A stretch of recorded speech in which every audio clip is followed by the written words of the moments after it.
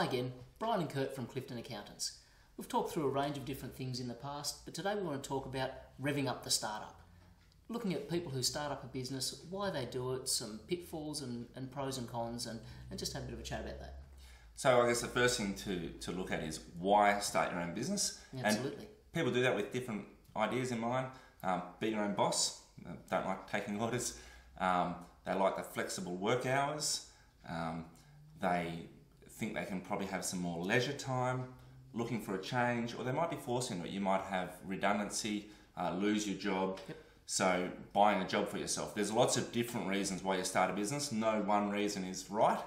But I guess there's some things that the idea of starting a business can be different to the reality as well. Yeah, absolutely. And on that reality side of things, the big reality check is that between 50 and 75% of startup businesses will actually fail and close within the first 3 years. Although maybe fail isn't quite the right word, not meet the expectations of the person that started it, more so than actually going broke and falling over. But yeah, there's quite a large number in don't make it past those first 3 years. There's some reasons for those failures. There's a few common reasons for that.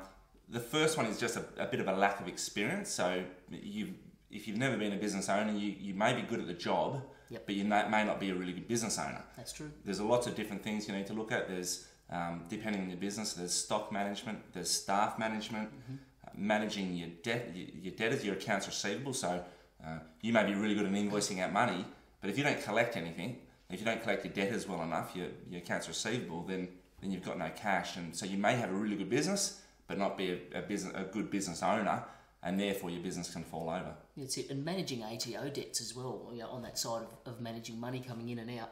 A lot of businesses, they appear to be going quite well, but suddenly they don't have the money to meet an ATO debt, and they get into trouble that way. And we must admit the ATO is, what we're seeing, the ATO is pushing a lot harder, a lot sooner to collect monies owing to it. And business planning, we've spoken about business plans a few times before. Yep. But at the start of a business, if you don't plan your business, then there's a fair chance it's going to fail. Absolutely.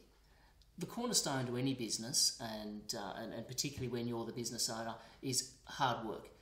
Mark Burris has written a book called What It Takes, and it's one of the things that he really picks up in that book is that anyone that's done anything and really achieved anything, they've done it through hard work. So don't think that it's all going to be beer and skittles and easy times being your own boss. The reality is that running your own business is damn hard work. And we talked about business planning. Another point along that is take action. So the best plan in the world means nothing if you don't actually take action. Business planning is useless without action. Yeah, for sure. Insurance is a big thing too. There's going to be things that are absolutely out of your control when it comes to your business. So you consider all the things that you can control, but make sure you're insured for those things that you can't.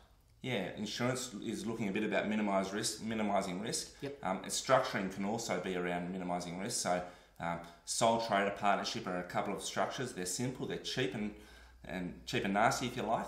And for some businesses they're right, but there is liability issues with those. So maybe consider your structure, speak to your accountant, and look around that kind of management of risk as well. Absolutely.